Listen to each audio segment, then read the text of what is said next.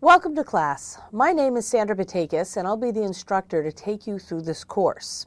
In my background, I've been working within the training and the IT field for the last 25 years. In that experience, I've had a chance to not only learn all Microsoft products, but I've learned them since version 1 and even before then to look at them in beta. So having used everything from Microsoft Word 1.0, Excel and PowerPoint version 1, straight up through versions 2016 with the complement of Microsoft Office, I'm here to tell you that it's come a really, really long way. So based on that, we're going to take a whole lot of practical experience as well as what is there under the hood, and we'll have a great course together. Once you sign into Office 365, you're going to be presented with a web page. And at the very top left, you're going to have a tile that you can click on. And as soon as you click on it, you're going to get a list of applications that are going to be available to you. Now, with these applications, they all become part of Office 365. You're going to see that we have a place for mail. We have our calendar. We have people. We usually call these contacts or an address book. Yammer is really about social media. We have a news feed, which is an extension of such. OneDrive, which is a portal up in the cloud to store your documents. We have SharePoint sites we'll take a look at. We have planner apps. Microsoft Project, which actually is, in fact, a separate license. We have Dynamics CRM, again, a separate license. Our tasks, which are similar to the tasks you see in Outlook if you use Outlook. Power BI. Power BI is all about crunching numbers, pulling data out and doing some serious reporting. We have social engagement apps.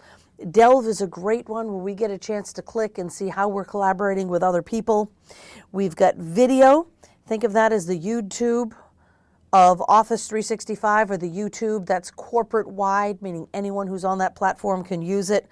Security and compliance, Sway if you want some quick online presentations. Guess what? Word, Excel, PowerPoint, and OneNote. Of course, our administrative menu. And if you want to spend some more money, we get to go up to the Microsoft Store. Now, I go through those super quick just to show that there really are a lot of applications available to you.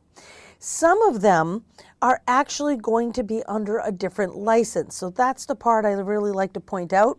We do have different licensing models. There are basic licenses, and please do not quote me as to what they're called because Microsoft likes to change them all of the time. But in an example, you might be someone who's paying $4 a month for webmail only. And when I say webmail only, they really still do give you OneDrive, and you can view SharePoint, maybe not participate. So they kind of give you a little of this and a little bit of that. You get contacts and calendar and tasks. We can also do one that's a more full license, which also gives you an installable version of Microsoft Office. And what I mean by that is instead of using these, their online versions, you can actually install the software and get the full suite of Microsoft Office Professional installed on your local computer. Now, an example, if you were to do that, you actually have a license to install it on up to 5 computers. So for me, I have an Office PC, a home PC. I've got a giant Dell Precision laptop that I use when I'm remote. And of course, I have a Surface Pro, so that's something I get to carry if it's just a quick meeting. So on all 4 of those machines, I've actually installed Microsoft Office because they're all mine and they're all under that same licensing model. So if I decide that I need yet one more device, guess what? I still have a license to use it. So those are some examples, and you could pay anywhere from $4 a month to, let's say, $25 a month because it's a whole a la carte, you want this and not that type of choice. If you want some information on what's going to be in each subscription, then you do want to go to office365.com and follow the leads for products, and you'll get a good grid that'll tell you what their pricing structures and licensing models are. But with that as well, if you even have the most basic, you need to look at Office as a big collection of tools and services. Even though you've got ones that you can pick and choose, you're always going to get the same core, which means some of the online apps, your email services, SharePoint, and an ability to use OneDrive. Now, Office can be accessed by a web browser in any mobile device. So if I'm sitting at a laptop or a PC, and actually I've got two machines logged on right now, I've opened up a browser and I've gone to 365.com and I've had a chance to log in. Now, I also have it on my mobile phone, but I have an Apple iPhone. So if you have a Windows phone, you get one set of tools. If you have an iPhone, you get a different set of tools. We'll talk about that later in the course. But the bottom line is I can still access all of the content on that mobile device. And the whole point of 365 is really about productivity. Productivity for you personally, productivity for you as a collaborative team with other team members. Again, I worked on a document and I walked away early this morning. It was saved up in OneDrive. If I had wanted to, I could open it up on my phone, but I got to my destination, was able to log in and pull down the content and continue working on it. So all about being able to pick up where you left off, regardless of where you physically are. Operating system requirements are actually quite plentiful. And what I mean by that is if you could go out onto a web browser, you can probably run it as long as it's a pretty recent operating system. So I would not try this on, let's say, a Windows XP machine, because on Windows XP, you've got a browser. The browser may not be up to date. It may not have the requirements to actually run Office 365. I'm here to tell you that I've actually installed a browser on a Windows XP machine and been able to get my email. So when I say that, it's pretty general, if it goes out onto the web, you can use it, I really mean it. But what I will also tell you is there are certain features that simply won't work unless it's an up-to-date browser. And the up-to-date browsers, known as Internet Explorer, Microsoft Edge, they're not going to run on a super old machine. So the operating system isn't as important, but if you are going to install the Microsoft Office suite on that current machine, then yes, you do need Windows 8 or greater. Once again, I've got plenty of Windows 7 machines, as long as they have Service Pack 1, that run everything beautifully. But their focus here is really to get you on 10. Now, there's little tidbits that will work here, but not there. Windows 10 really brings everything together. So if I was to use this, can I run Microsoft Office? Yes. Can I go to Office 365.com? The answer is yes. But some of the integration from a local version of Word to the version up on the web, or to be able to open up a Word document on the web page and then say edit it locally on the local machine to the fully installed version of Word, does that work beautifully? With Windows 7, not so much. So really you're going to get all the features by going here. It's going to work much better. There won't be a lot of hiccups. Mac OS, we got 10.5, 10.6, 10.7, 10.8, 9, and 10. You can run this on Windows Server 2008. It must be R2.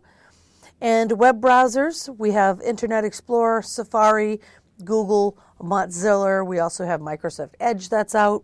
And of course, it'll work just fine with Office 2013, 2010, 2011 if you're on a Mac, and of course the most recent 2016. But I will also say here, there might be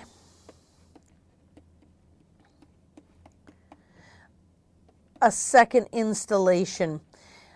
If it's not working sometimes, if you're running, let's say, Windows 7 and Microsoft Office 2010, and you're trying to use some features, it may not work as well, but there's a little fix that you can download from the Office 365 webpage that'll kind of fix all of the different issues that you might have. Once you log on to the portal, you're going to see here you've got your app launcher. It looks like an icon with a set of tiles on it. When you click, it's going to drop down and then have all of your apps available. I can tell you that this gets upgraded all of the time. As a matter of fact, from the time I was asked to film this course to the time I started the PowerPoints, which was all of a couple of weeks, it had gone through an upgrade. I logged in and all of the screenshots had already changed. All the looks and feels and tweaks had all been updated. Not so much you can't figure it out. It's not so different that it's going to floor anyone or have you not be able to find what you're looking for. But just to say that If you're taking this course and you click and it looks a little different than mine, don't pay attention to it. They do it all the time, but all of the right icons are still going to be there, named the same thing and doing the same thing. You have a notification area here that's going to warn you of things going on. Your settings menu looks like a gear, and we'll have a chance to browse that. And at any time, if you need help, there is a help center. Your current user login is going to be right here. Now, what's interesting about the current user is, of course, if you upload your picture, this is going to be you. And also, we have another area. I just erased the ink so I could clearly show you where it is. That little area there where you see a light blue line, that is actually what we call presence information. As you start to use it, you're going to see that if you're available, it might be green. And if your calendar says that you're in a meeting, it's actually going to turn red and say that you're not available. We're going to go through presence information, but for now, whenever you're logged in, I'd like you to look there and see how it changes color, because each color actually does represent something. Your content window, this right here will give you some quick links. One of the first things people like to do with a new version is to actually install Microsoft Office on the local PC. So you're going to have some things right there. And of course, it's going to showcase to you different items that you can log into and use.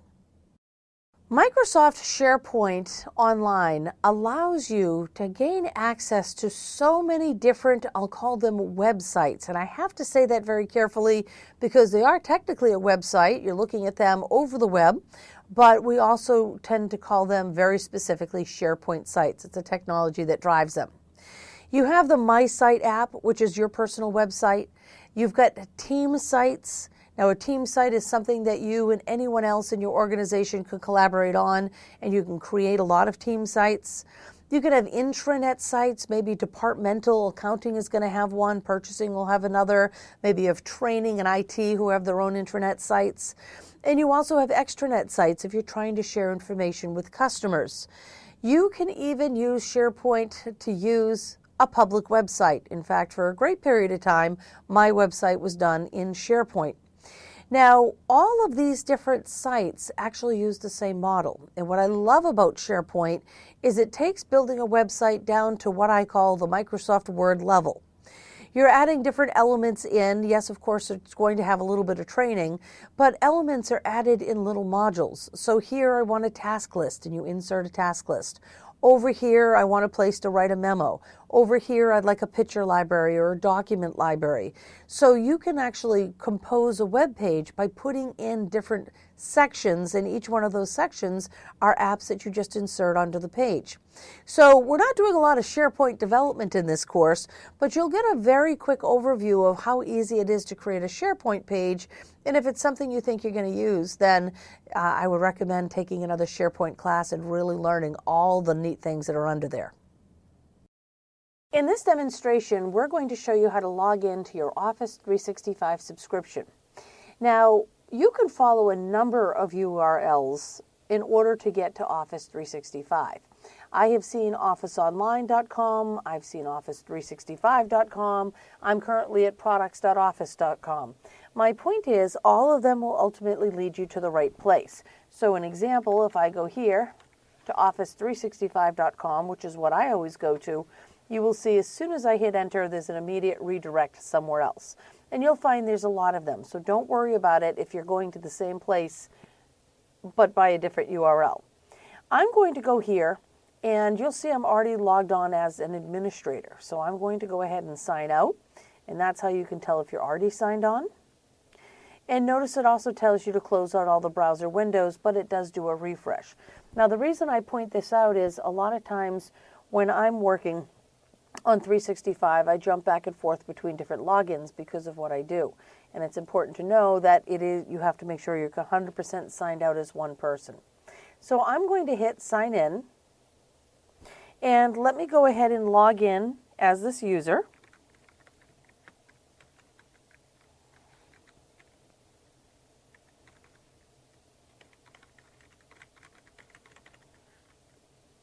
And when you hit tab for password, it's actually going to take an extra second because it's going to locate where your subscription is. Here it remembers my password. I'm simply going to sign in. Now, I am logging in right now as the administrator because I want to make sure that we have all of the different tools around to show you, like the admin tab, to show you that it does look a little bit different if you have administrative authority.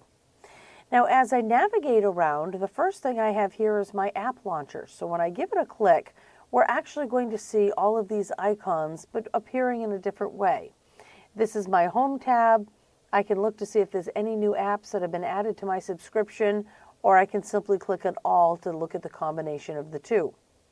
Now, when you click on just home, notice there's no search button, same thing for new, but all will allow you to see all of your apps.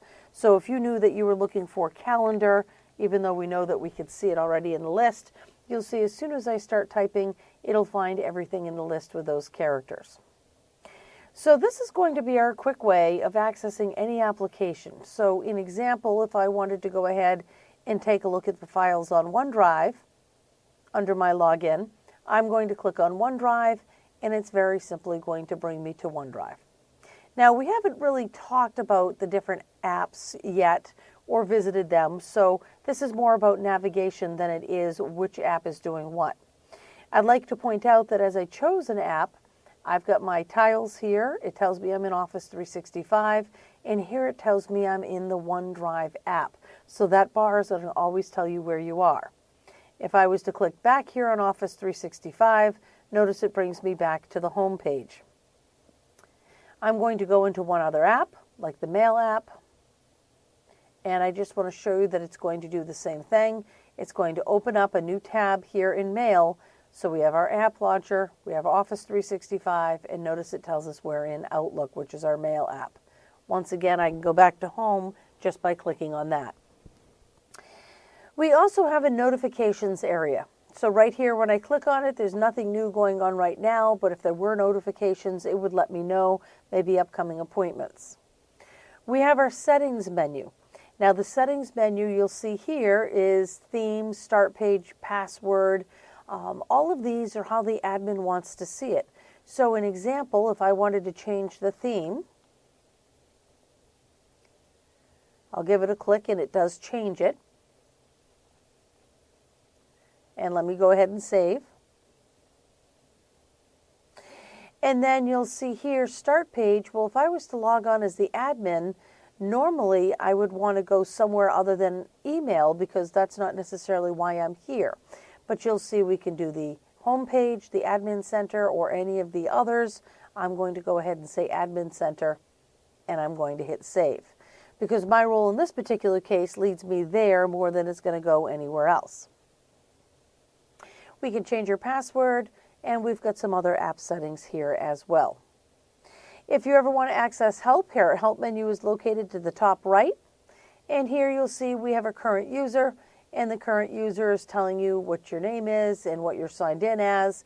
We have About Me, View Account, and Sign Out, which are going to be some other issues that we talk about. When you're all done, all you need to do is to click on Sign Out, and again, you'll see it signs out.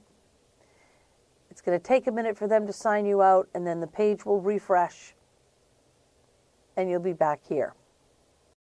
In this demonstration, we're going to take a look at what SharePoint sites are all about. This particular demonstration is not about SharePoint development, but basically what a SharePoint site is and how quickly you can actually create one. If you are looking to create your own SharePoint site, I do need to tell you that you will have to take that in a separate course. This is more of an overview of the capabilities. So what we're going to see here is out on SharePoint, I have something called frequently accessed or frequent. It is showing me a group that I'm a member of, and it has a document library, so it is based on SharePoint technology. It is not necessarily a full SharePoint site. So if I was to go ahead and give MR a click, you're going to see it's a public group. And with this group, I have home, documents, notebook pages, site contents, etc. So it is still SharePoint. It just doesn't necessarily look like a full-blown SharePoint site because it is fairly simple. Not all SharePoint sites have to be elaborate. Sometimes they're there just for the point of sharing documents. So I'm going to go ahead and close out of this tab. and I'm going to show you Sandra Classroom. Sandra Classroom is just another team site. I created it in honestly about 3 minutes just to go ahead and put something up on the screen to show you, which should tell you that realistically they can be very, very easy to create. So you'll see in this particular site, I have a project summary. Here's a timeline. So if I put the calendar there, it can kind of show me where I am. Here's the news feed.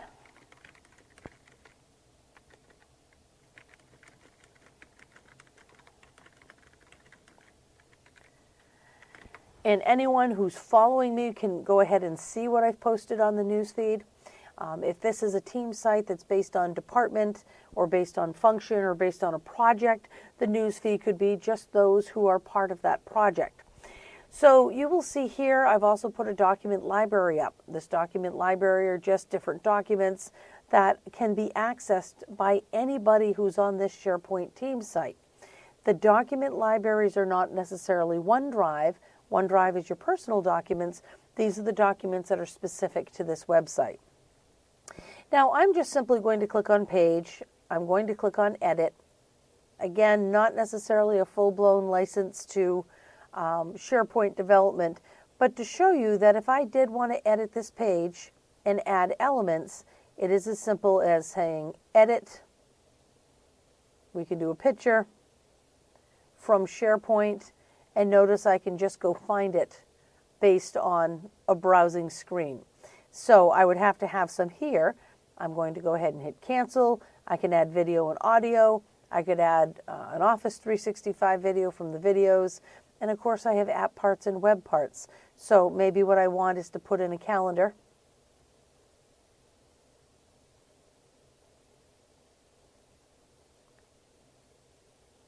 And I'll go ahead and save it. And now what you're going to see is here on the page, I also have a calendar. It is showing me today's date. It's going to coincide here with my timeline. I've got a news feed, I've got documents, and this is really just the beginning of a SharePoint site. We also have OneNote for anyone who's visiting the site. As I click on it, notice it updates right over here. And just like anything else, this is going to show us where we are. So if I have OneNote online and then Sandra Classroom, it's a way to get back to the beginning of where I got to OneNote. As I'm opening up these different sites, I just want you to notice that they do open up in different tabs. So I can have OneNote open on one page, I can have the site opened up in another one, the document management. Notice here we've got tasks, and it's just a matter of choosing what it is we would like to do with our SharePoint site. So everything here is based on SharePoint technology in terms of sharing some of these files and working together collaboratively. But with the SharePoint, remember you can always go ahead back to some of your other apps like Mail, Calendar, and People, and we can be sharing sites and distributing sites by using a lot of these apps.